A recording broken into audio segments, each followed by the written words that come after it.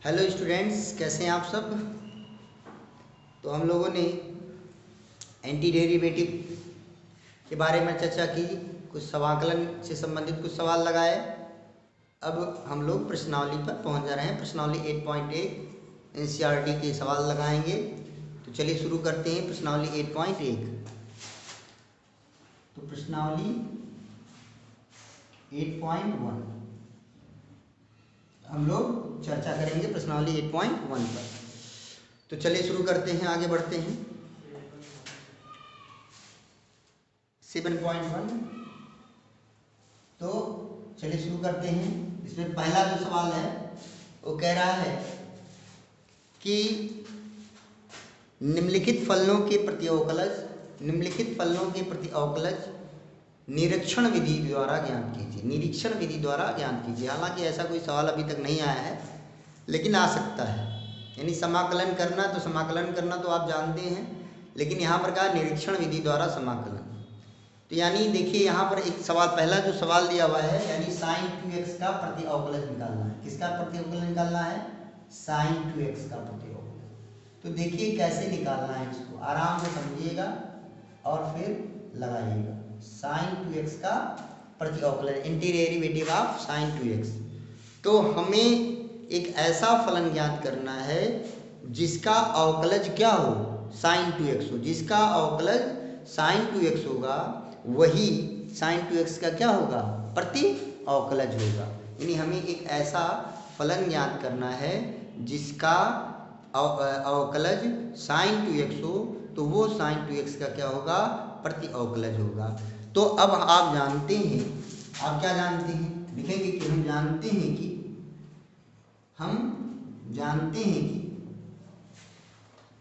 क्या जानते हैं आप?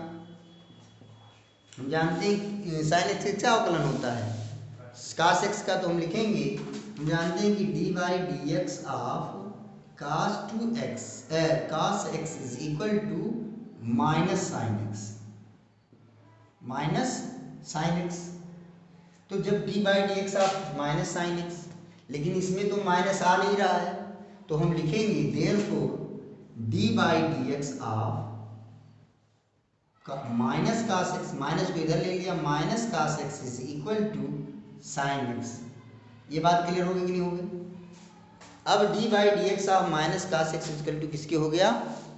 sin x के बराबर हो गया। लेकिन यहाँ पर लाना क्या है हमको? sin 2x। तो sin 2x cos x का अवकलज क्या हो गया? sin x हो गया।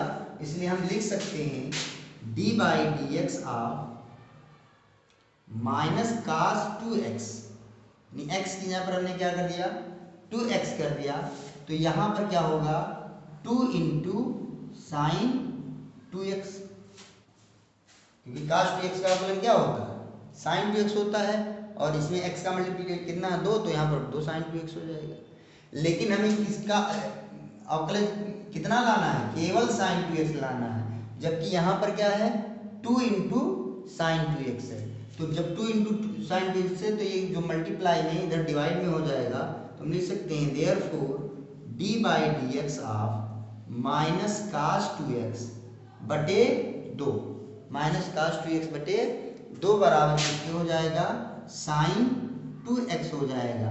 यानी यहाँ से हमने देखा कि माइनस cos 2x अपान 2 का अवकलज sin 2x की क्या है?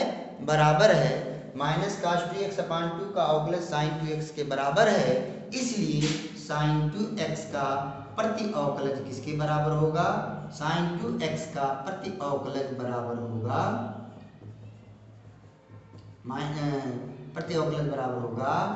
माइनस cos 2x अपान 2, या इसी को आप हाफ cos 2x भी लिख सकते हो। क्लियर हो गया कि नहीं हो गया? समझ आ गया नहीं आ गया? यहाँ पर एक प्रति अवकलन निकाला गया। प्रति अवकलजों का समूह नहीं, प्रति अवकलजों का अगर समूह निकालना होता तो हम प्लस सी लगाते, लेकिन यहाँ पर प्लस सी नहीं लगाएंगे, क्योंकि हम केवल एक प्रति अवकलज की चर्चा कर रहे हैं। तो मुझे लगता है समझ में आ गया होगा। अब इसी तरह से और से सवाल हैं। दूसरा सवाल है cos 3x, ये भी ऐसे ही है उदाहरण के रूप में। तीसरा है e⁻2x, ये भी ऐसे ही है। आप जानते हैं कि e⁻x का अवकलन e⁻x होगा, तो उसी तरह से कर लेंगे तीसरे का। चलिए तीसरा मैं बता ही देता हूँ। किसका प्रतिअवकलन निकालना है? ई पावर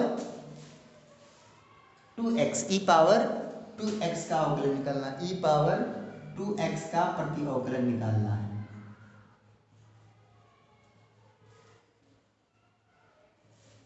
तो यहाँ पर हमको ऐसा फलन ज्ञात करना है जिसका अवकलज क्या हो? ई पावर 2x हो। तो आप जानते हैं कि ई पावर x का अवकलन ही ई पावर x होता है। तो हम लिखेंगे कि हम जानते हैं कि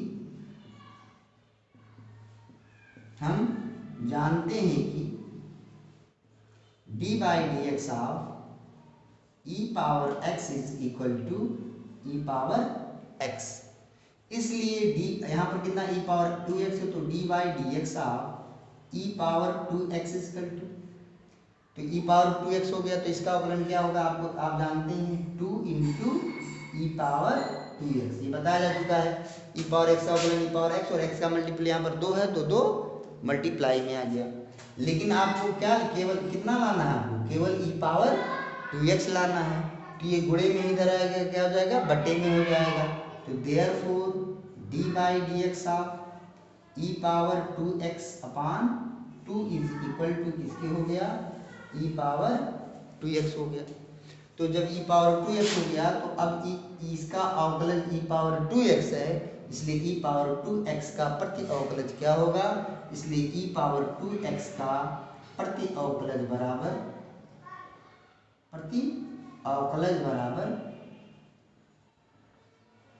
इसके होगा ई पावर 2x अपान 2 होगा। मुझे लगता है समझ में आ गया होगा, कोई दिक्कत नहीं होगी। अब इसी तरह से एक और सवाल देखते हैं हम लोग।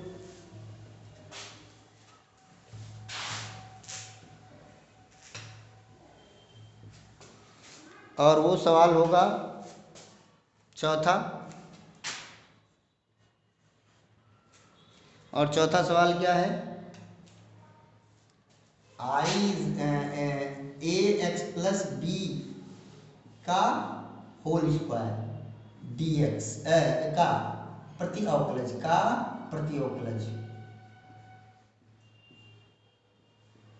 तो अब इसका प्रति अवकलन निकालना है। तो ये किसके रूप में है? x के पावर n के रूप में है। तो x के पावर n के रूप में है, तो आप जानते हैं कि अगर d by D x of x power n होता है तो ये बराबर किसके होता है? n x के पावर n माइनस 1, यानी एक घात घट जाता है। तो यहाँ पर ये इसी रूप में है, यहाँ भी x है, यहाँ भी x है, तो यहाँ पर x के पावर कितना है? 2 है।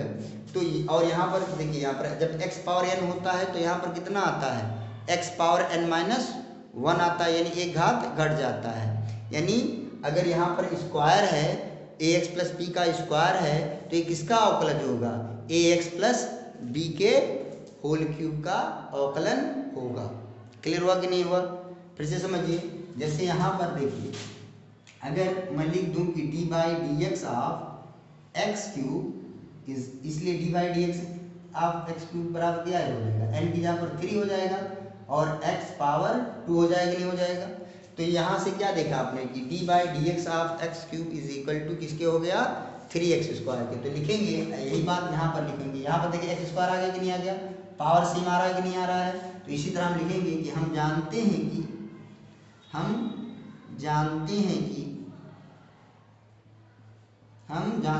कि D by D x of x cube is equal to किसके होगा? 3x स्क्वायर के होगा। इसलिए D by D x of x cube upon 3, ये जो 3 मल्टीप्लाई में है इसको बटे में ले आया क्योंकि हमको स्क्वायर चाहिए। तो यहाँ पर क्या मिलेगा? X square. लेकिन अब हमको देखिए, जहाँ x है यहाँ देखिए एक्स स्क्वायर है, और यहाँ पर क्या है? ए एक्स प्लस बी का होल स्क्वायर है। तो जहाँ x है वहाँ पर हमको क्या रखना है? ए एक्स प्लस बी रखना है। तो हम लोग लिखेंगे कि therefore D by D x of A x plus B का whole cube upon 3 is equal to, अब देखिए तो यहाँ पर क्या आएगा? यहाँ पर क्या आएगा? इसका अवकलन क्या है? ए जहाँ एक्स है, एक्स यहाँ पर कितना है, यहाँ पर ए एक्स प्लस बी है, तो यहाँ पर क्या आ जाएगा ए एक्स प्लस बी का होल स्क्वायर आ जाएगा। लेकिन आपको ये जानना है कि यहाँ पर केवल x था, x के स्थान पर यहाँ पर क्या ax प्लस बी है कि नहीं, तो यहाँ पर ax प्लस बी का होल स्क्वायर हो गया। लेकिन यहाँ पर x का गुणांक कितना है, a है, तो जब x का गुणांक यहाँ पर a है तो a भी गुणे में आ जाएगा। मुझे लगता है समझ में आ गया होगा, कोई दिक्कत नहीं होगी। अगर कंट समझ में आया है तो फिर से समझ लीजिए आराम से। एक्स क्यूब बराबर 3x स्क्वायर होता है, तो d by D x of x is equal to 3x square होता है। तो यहाँ पर आप लिख सकते हैं 3 की जहाँ पर 3 लिखा आपने, आराम से समझिए। फिर लिखेंगे, इसको भी छोड़ देता हूँ, यहीं से समझिए, फिर से समझिए। इसलिए D by D x of A x plus B का whole cube is equal to क्या लिखेंगे, इज इक्वल टू क्या लिखेंगे, जहाँ x है वहाँ पर x प्लस बी हो गया, तो लिखेंगे 3 लिखा आपने, एक्स स्क्वायर, एक्स यहाँ पर कितना है ए एक्स प्लस बी का होल स्क्वायर हो गया। अब आपने x किसको माना है, ए एक्स प्लस बी को, तो इसका अलग से आप डिफ्रेंशिएशन करेंगे, यानी डी बाई डी एक्स आप किसका लिखोगे, ए एक्स प्लस बी लिखोगे कि नहीं लिखोगे, जी हाँ लिखोगे, कोई दिक्कत नहीं होगा मुझे लगता है।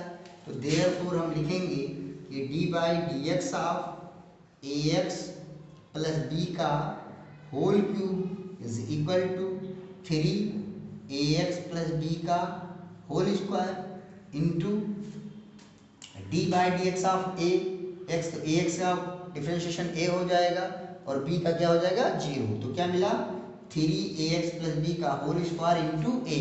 लेकिन केवल हमको क्या चाहिए, ए एक्स प्लस बी का होल स्क्वायर ही तो चाहिए, तो हम क्या करेंगे, इन दोनों को क्या करेंगे, यहाँ बटे में ले आएंगे। तो हम लिखेंगे इसलिए D by D x of A x plus B का होल क्यूब बटे में क्या आएगा 3 आएगा और क्या आएगा ए आएगा, और ये बराबर किसके हो गया ए एक्स प्लस बी का होल स्क्वायर। तो देखा आपने कि ए एक्स प्लस बी का होल क्यूब बटे 3a का अवकलज किसके बराबर आ गया है, ए एक्स प्लस बी के होल स्क्वायर के बराबर आ गया है। तो हमें तो यही तो चाहिए था कि ए एक्स प्लस बी किसका अवकलज है, तो ए एक्स प्लस बी का होल स्क्वायर किसका अवकलज है, ए एक्स प्लस बी के होल क्यूब अपान 3a का अवकलज है। इसलिए ए एक्स प्लस बी का होल स्क्वायर का प्रति अवकलज होगा, का प्रति अवकलज होगा, प्रति अवकलज होगा बराबर होगा ए एक्स प्लस बी का होल क्यूब अपान 3a। मुझे लगता है समझ में आ गया होगा, कोई दिक्कत नहीं होगी। तो इसी तरह से और सवाल हैं, कर लेंगे आप, मैंने सारे तरह के जो है चौथा नहीं रोमन का पहले का चौथा है, तो इस तरह से आप जो है पहले का मैंने आपको पहला सवाल बता दिया है, तीसरा सवाल बता दिया और चौथा सवाल बताया। 2 सवाल नहीं बताए हैं और दोनों सवाल इसी पर आधारित हैं जो मैंने आपको सिखाया है, जो मैंने आपको बताया है। अब इसके आगे हम लोग बढ़ते हैं और जानते हैं। चलिए शुरू करते हैं आगे।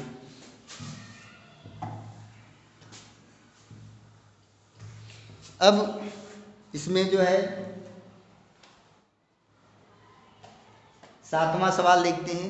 7वां सवाल मुझे लगता है बहुत आसान है, अंदर गुणा करेंगे तो लग जाएगा 7वां सवाल। 8वां सवाल मैं बता दे रहा हूँ आपको। 8वां सवाल जो है बच्चे चिंतित हो गए होंगे। देखिए यहाँ पर 8वां लिखा हुआ है, 8th question, I is equal to A X square plus B X plus C, और बाहर क्या लिख दिया आपने, डी एक्स लिख दिया। क्लियर हो गया कि नहीं हो गया।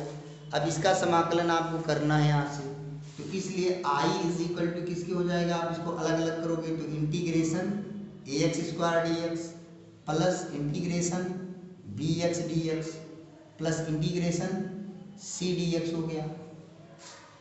अब यहाँ से आप कैसे लिख सकते हो, आई इज इक्वल टू ए, किसके सापेक्ष समाकलन कर रहे हैं, एक्स के सापेक्ष, इसलिए ए क्या हो जाएगा, कांस्टेंट हो जाएगा, बाहर हो जाएगा तो क्या मिलेगा, एक्स स्क्वायर डी एक्स, इसमें बी बाहर हो जाएगा क्या मिलेगा, एक्स डी एक्स, और इसमें सी बाहर हो जाएगा क्या मिलेगा, डी एक्स मिल जाएगा। मुझे लगता है इसमें कोई दिक्कत नहीं होगी क्योंकि ये सब अचर राशियां हैं। अब यहाँ से हम लिख सकते हैं i इज इक्वल टू ए और एक्स स्क्वायर का इंटीग्रेशन क्या हो जाएगा x cube upon 3 plus b हो गया x का इंटीग्रेशन क्या हो जाएगा एक्स स्क्वायर अपान 2, क्योंकि एक्स पावर इसकी तुलना किससे करेंगे एक्स पावर n से, और एक्स पावर n का फार्मूला क्या होता है एक्स पावर n प्लस 1 अपान n प्लस 1। क्लियर हो गया होगा मुझे लगता है। अब यहाँ से हम लोग क्या कर सकते हैं प्लस c हो गया और dx का समाकलन क्या हो गया x। अब देखिए ये आंसर हो गया। अब आप क्या कर सकते हैं कांस्टेंट जोड़ना है तो कांस्टेंट आपने क्या लिख दिया d, यहाँ लिख देंगे आप जहाँ d क्या है अचर है, या कैपिटल C भी लिख देंगे, कैपिटल C भी लिख सकते हैं लेकिन कैपिटल C नहीं लिखेंगे, या C डैश भी लिख सकते हैं लेकिन C नहीं लिखेंगे क्योंकि C का इस्तेमाल इसमें हो गया है। मुझे लगता है समझ में आ गया होगा, कोई दिक्कत नहीं होगी। आगे बढ़ते हैं हम लोग। अब इसी तरह का सवाल है 10वां सवाल जो दिया है मैंने बता दिया है इसको, जो है 11वां सवाल भी मैंने आपको बता दिया है। अब जैसे 11वां सवाल है 11 नंबर क्या है, 11 नंबर का सवाल क्या है, 11 नंबर का जो सवाल है वो कितना दिया हुआ बच्चों i इज इक्वल टू कितना दिया हुआ है, i इज इक्वल टू दिया हुआ है X cube plus 5x square minus 4 अपान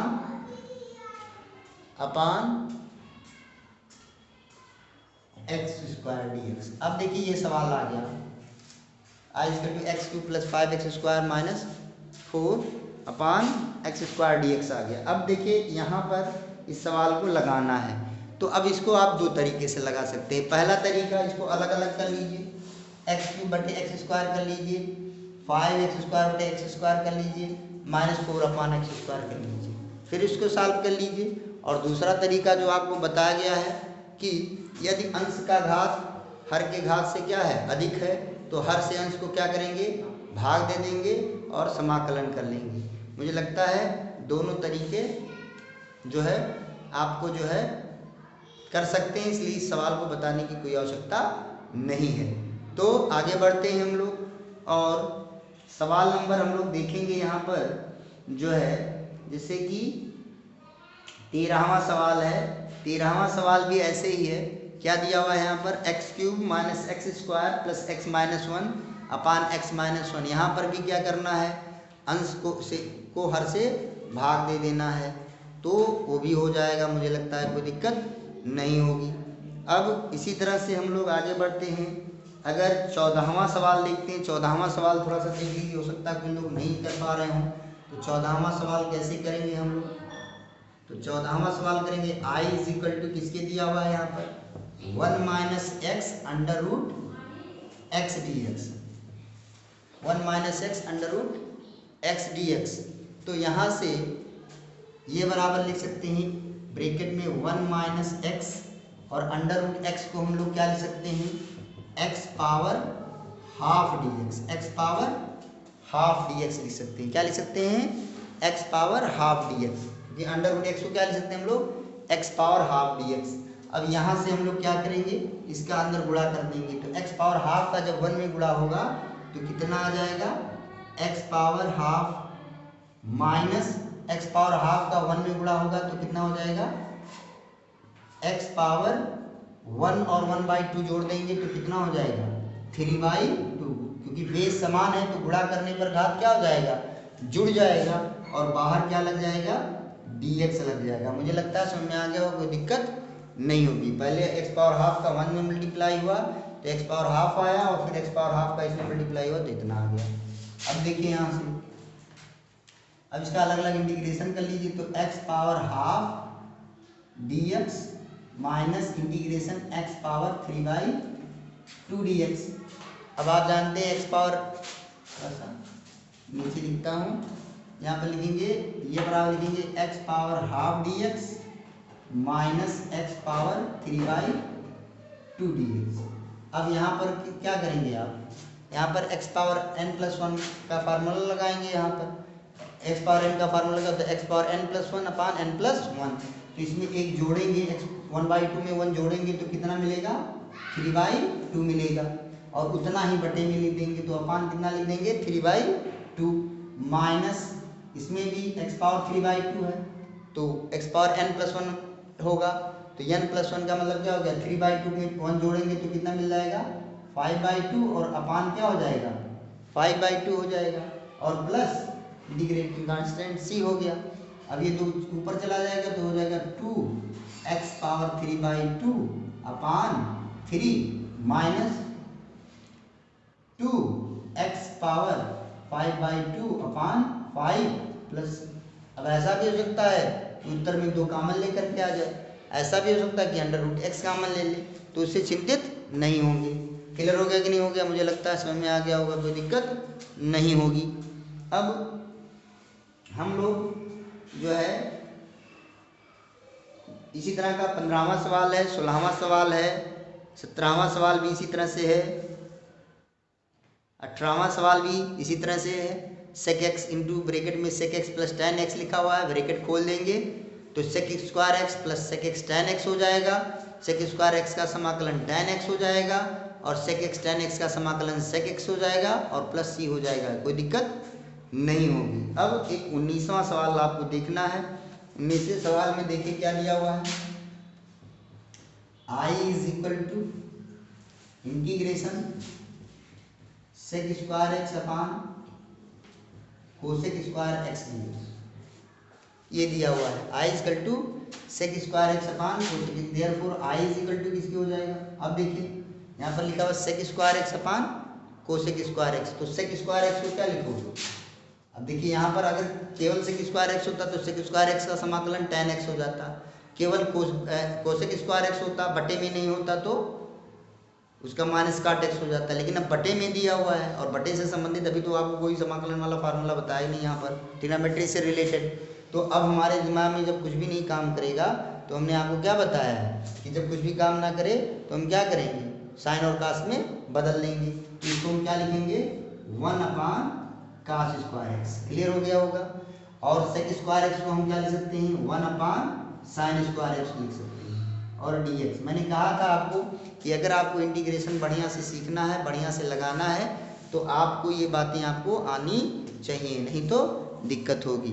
तो अब मैं यहाँ से लिख सकता हूँ, इसलिए i इज इक्वल टू क्या लिख सकता हूँ मैं, साइन स्क्वायर पहले और चौथे पद का गुणा होगा तो साइन स्क्वायर एक्स और 1 का गुणा होगा तो क्या आएगा साइन स्क्वायर एक्स, और अपान कास स्क्वायर एक्स और 1 का गुणा होगा तो क्या आएगा कास स्क्वायर एक्स, और साथ में क्या आ गया dx आ गया, साथ में क्या आ गया dx आ गया। तो यहाँ से आप लिख सकते हैं, इसलिए i बराबर किसके हो गया integration tan square x dx, और tan स्क्वायर एक्स dx का समाकलन आपको उदाहरण के रूप में समझाया जा चुका है, क्योंकि आप जानते हैं, आपको मैंने वहाँ पर बताया था कि हम tan स्क्वायर एक्स का समाकलन नहीं जानते हैं, लेकिन tan square x sec square x से संबंधित है, इसलिए हम tan स्क्वायर एक्स को किसके पदों में व्यक्त कर देंगे सेक स्क्वायर एक्स के पदों में व्यक्त कर देंगे। तो इसको हम क्या लिख सकते हैं, हम इसको लिख सकते हैं i is equal to integration sec square x minus 1 dx, क्योंकि हम जानते हैं कि tan स्क्वायर एक्स बराबर किसके होता है सेक स्क्वायर एक्स माइनस 1 होता है। तो यहाँ से i इज इक्वल टू क्या लिखेंगे integration sec square x dx minus dx से क्यों dx हो जाएगा। अब सेक स्क्वायर एक्स का समाकलन क्या हो जाएगा tan x, तो यहाँ पर हमने लिख दिया tan x और माइनस dx का समाकलन हो गया x प्लस c, तो ये हो गया आपका answer dx i equal to tan x minus x plus c। तो ये सवाल आपको बताया जा चुका है, मुझे लगता है समझ में आ रहा होगा, कोई दिक्कत नहीं होगी। आगे बढ़ते हैं हम लोग।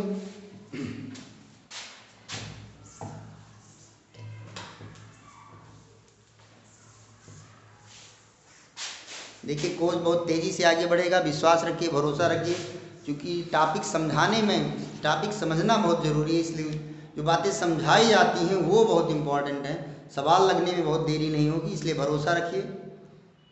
21वां सवाल √x प्लस 1 अपान √x का प्रति अवकलन पूछा है, यानी आपको उसका क्या करना है समाकलन कर देना है।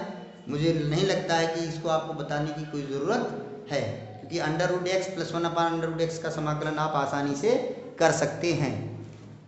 थोड़ा सा मैं अगर हिंट देना चाहूँ तो दे सकता हूँ कि देखिए कैसे लिखेंगे आप। सवाल नंबर कौन है, 21 है।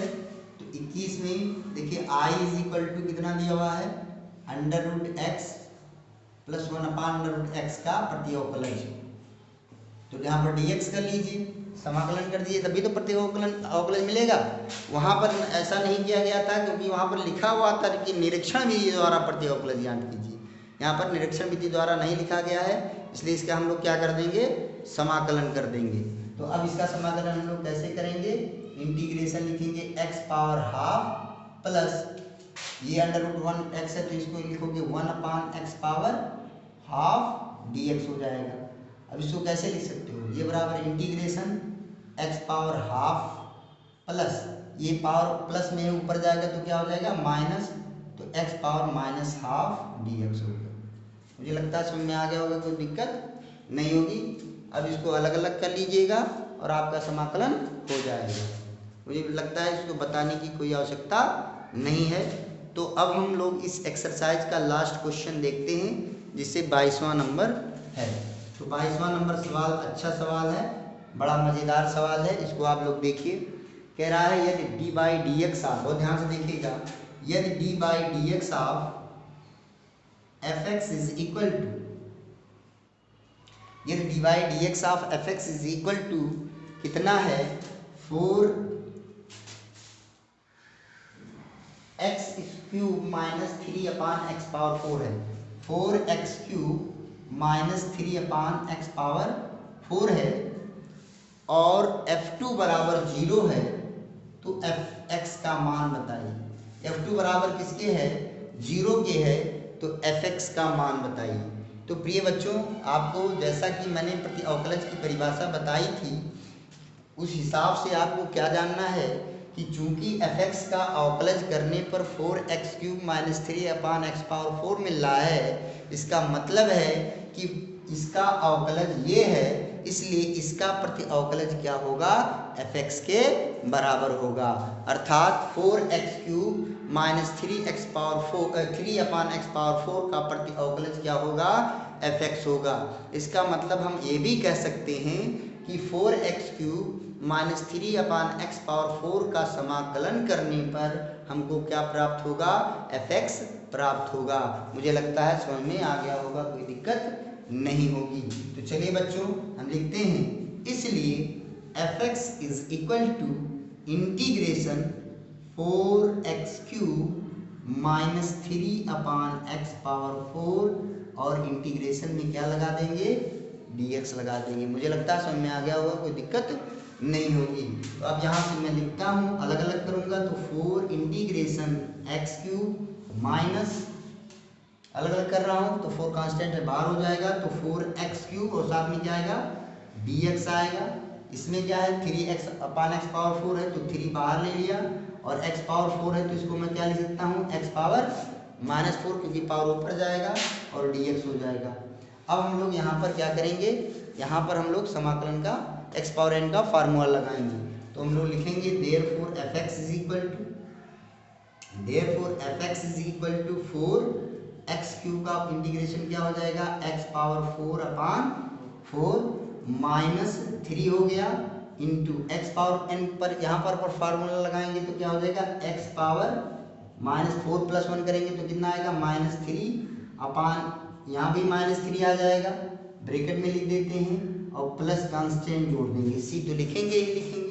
तो यहाँ से देखिए आप 4 से 4 क्या हो जाएगा, कैंसिल आउट हो जाएगा, यहाँ पर माइनस से माइनस प्लस हो गया, और 3 से 3 कैंसिल आउट हो गया। मुझे लगता है कोई दिक्कत नहीं होगी। तो यहाँ से हम लिख सकते हैं, इसलिए fx इज इक्वल टू किसके हो गया, x power 4 plus x power -3 है तो इसको मैं क्या लिख सकता हूँ, 1/x³ प्लस c। मुझे लगता है समझ में आ गया होगा, कोई दिक्कत नहीं होगी। तो fx इज इक्वल टू हो गया x power 4 plus 1/x³ plus c। अब देखिए यहाँ से क्या होगा, अब यहाँ से देखिए क्या होगा, चलिए यहाँ पर ये तो हो गया। अब क्या दिया, f2 बराबर क्या दिया हुआ है, 0, यानी देखिए यहाँ पर fx है और यहाँ पर क्या है f2 है, यानी x बराबर हम क्या रखेंगे इसमें 2 रखेंगे, x बराबर 2 रखेंगे, यानी यहाँ पर x बराबर क्या रखने पर 2 रखने पर, क्या रखने पर 2 रखने पर, तो यहाँ पर x यहाँ f2 हो गया, यहाँ पर तो f2 हो गया, x यहाँ पर 2 रख रहा हूँ क्योंकि यहाँ पर f2 बराबर किसके दिया हुआ 0, तो इसका भी तो इस्तेमाल करना कि नहीं करना है, जी हाँ करना है। तो ये हो गया x पावर 4, तो x के यहाँ पर हो जाएगा 2 पावर 4 हो गया मुझे लगता है, क्योंकि x बराबर 2 है, 2 पावर 4 हो गया, प्लस 1 अपान x का मान कितना है 2, तो 2 क्यूब हो गया, और प्लस क्या हो गया c हो गया। अब f2 की वैल्यू कितनी दी हुई है 0, तो यहाँ पर 0 हो गया, 2 पावर 4 16 हो गया, प्लस 1 अपान 8 हो गया, और प्लस कितना हो गया c हो गया।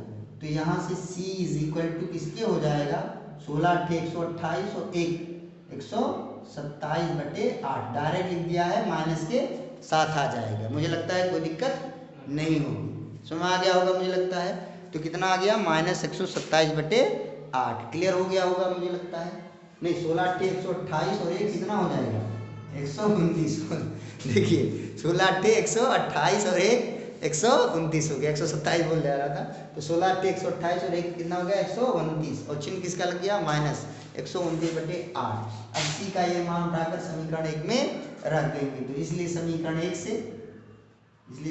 1 से fx बराबर किसके हो जाएगा x पावर 4 प्लस 1 अपान x क्यूब माइनस 129/8, मुझे लगता है समझ में आ गया होगा, कोई दिक्कत नहीं होगी, कोई परेशानी नहीं होगी।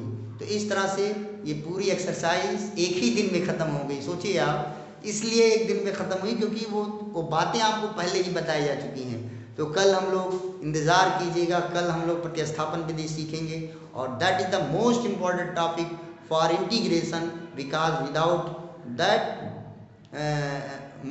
Method we can't solve any solution forward integration. आगे हम कोई भी इंटीग्रेशन कोई भी समाकलन आसानी से सॉल्व नहीं कर पाएंगे यदि हम प्रतिस्थापन विधि के रूप को ढंग से नहीं जानेंगे। आज इसलिए नहीं बताया जा रहा है क्योंकि कल हम बहुत विस्तार से प्रतिस्थापन विधि को जानेंगे, क्योंकि वहाँ पर आप गलती करने वाले हैं, वहाँ पर आप ढंग से समझेंगे नहीं, आप अपनी बुद्धि का इस्तेमाल करेंगे और वहीं पर गलत हो जाएंगे। तो बस आज इतना ही, फिर मिलते हैं कल, धन्यवाद।